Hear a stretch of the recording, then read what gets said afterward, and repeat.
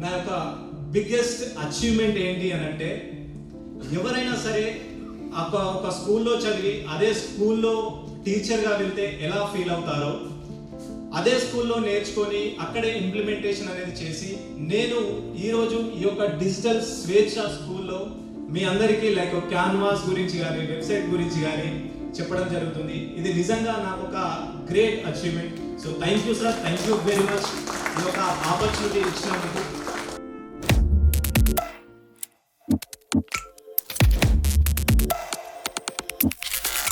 వెళ్ళాలి అనుకున్నాను. సో ఎందుకు గల్ఫ్ వెళ్ళాలి అనుకున్నాను అంటే, మా చుట్టుపక్కల లైక్ జగిత్యాల కావచ్చు, మంచిర్యాల కావచ్చు, కరీంనగర్ కావచ్చు, సో ఇలా అందరూ గల్ఫ్ దేశాలకి వలస వెళ్తా ఉంటారు. అక్కడికి వెళ్తే కొంచెం సమ్ అమౌంట్ అనేది ఎర్న్ చేయవచ్చు అనే ఇంటెన్షన్ లో నేను కూడా వెళ్తే, లైక్ మా ఫ్యామిలీ మెంబర్స్ ఉన్నారు అక్కడ, సో అందుకే నేను కూడా వెళ్తే నా ప్రాబ్లమ్స్ అనేటివి సాల్వ్ అవుతాయి అనుకొని దిస్ డే సో 18/03/2017 లో బేరన్ అనే ఒక కంట్రీకి నేను వెళ్ళడం జరిగింది. సో కేఎఫ్సిలో టీమ్ మెంబర్ గా వర్క్ చేయడానికి. సో ఇక్కడ కేఎఫ్సి ఎలా ఉంటుందో అక్కడ కొన్ని రూల్స్ అండ్ రెగ్యులేషన్స్ వేరే ఉంటాయి. ఇక్కడ లైక్ కంటిన్యూ డ్యూటీస్ ఉంటాయి కావచ్చు, కానీ అక్కడ ఎలా ఉంటుంది అని అంటే షిఫ్ట్ డ్యూటీస్ అనేవి ఉండడం జరుగుతుంది. మార్నింగ్ 8 to 3 వరకు వెళ్ళాలి, తర్వాత మళ్ళీ 8 to 12 వరకు డ్యూటీ అనేది చేయాలి. సో నేను వెళ్ళిన ఫస్ట్ డేనే యాక్చువల్ గా అపాయింట్మెంట్ లెటర్ అనేది ఇవ్వడానికి నేను వెళ్ళాలి. సో అపాయింట్మెంట్ లెటర్ అనేది ఇవ్వడానికి వెళ్ళాను. మేనేజర్ వచ్చారు.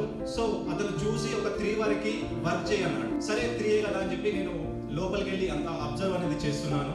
సో అక్కడ అన్ని నేను చూస్తున్నాను ఎలా చేస్తున్నారు ఏంటి. ఆ తర్వాత ట్రాన్స్పోర్ట్ అనేది వచ్చింది. 3కి ట్రాన్స్పోర్ట్ అనేది వచ్చింది, లైక్ అకామిడేషన్ దగ్గరికి తీసుకెళ్ళడానికి. అక్కడికి వెళ్ళిన తర్వాత మేనేజర్ ఏమన్నాడంటే, నువ్వు ఈవినింగ్ వరకు ఉండు, నేను నిన్ను లైక్ నైట్ డ్రాప్ చేస్తాను అన్నాడు.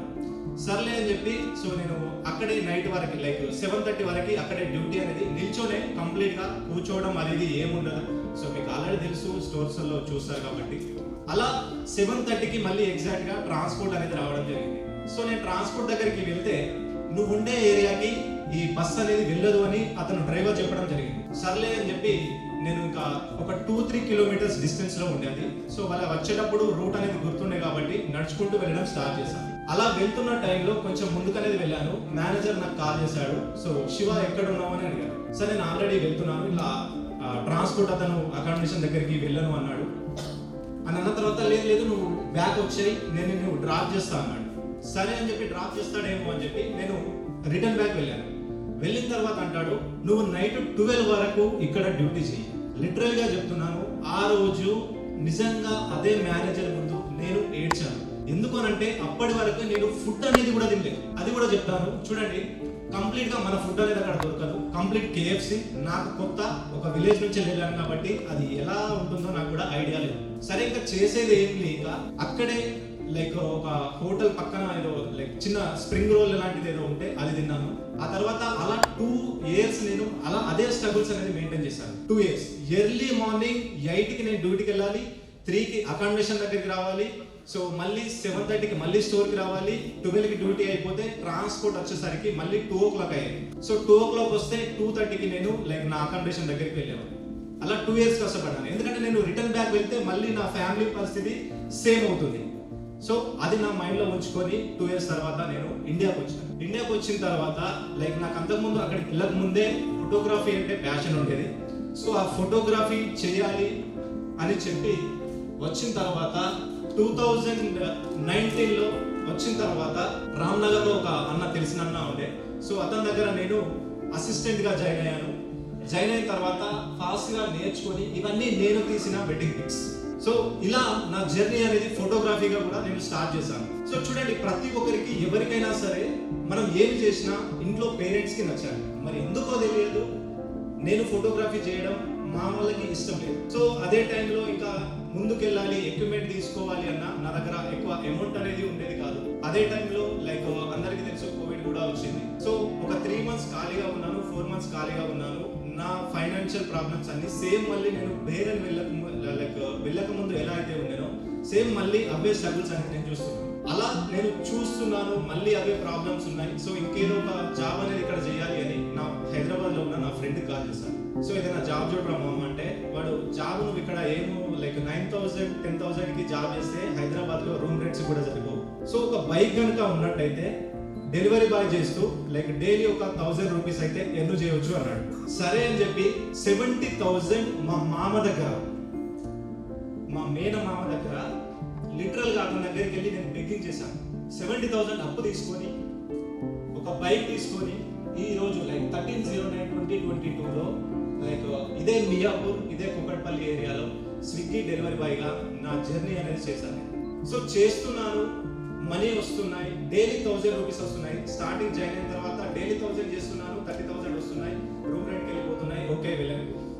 ఆ తర్వాత మళ్ళీ ఇంకా 52,000 వరకు నేను ఇందులో ఏం చేశాను, మంత్లీ చేస్తున్నాను. 1 ఫైన్ డే రెయిన్ అనేది పడుతుంది, కస్టమర్కి ఆర్డర్ అనేది ఇవ్వాలి.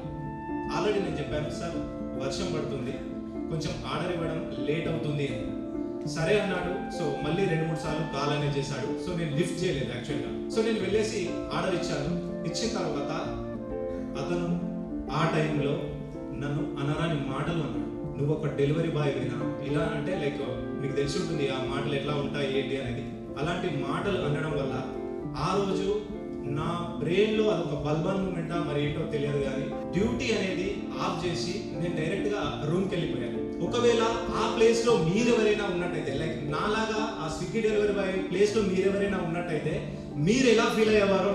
సో నేను రూమ్కి వెళ్ళి ఆలోచించాను అసలు నా లైఫ్ ఏంటి. సరే ఈ రోజు నేను సింగిల్ గా ఉన్నాను, బ్యాచిలర్ గా ఉన్నాను, హైదరాబాద్ లో ఏదో కష్టాలు పడుతున్నాను. బట్ రేపు నాకు నా ఫ్యామిలీ ఉంటుంది, నా పిల్లలు ఉంటారు, నా పేరెంట్స్ ఉంటారు. లైఫ్ టైం నేను ఇది చేస్తూ నా యొక్క లైక్ డ్రీమ్స్ ని నేను ఫుల్ఫిల్ చేసుకోను. ఏదో ఒకటి చేయాలి, ఏదో ఒకటి సాధించాలి అనే ఇంటెన్షన్ గట్టిగా నా మైండ్లో ఫిక్స్ అయింది. అలా ఫిక్స్ అయిన తర్వాత వన్ డే మీకు గనక ఒక్క స్కిల్ ఉన్నట్టయితే, ఈ ప్రపంచంలో మీరు ఎక్కడ ఉన్నా మీరు మీ ఫ్రీడమ్ బిజినెస్ అనేది రన్ చేయవచ్చు. 2023 ఇది నా యొక్క wake up call. First time I found my mentor Gangadhar sir. So ఆ మాట నాకు వినగానే ఇంకా ఒక్కసారి చూద్దాము అని చెప్పి ఫస్ట్ వెబినార్ అనేది నేను అటెండ్ అయ్యాను.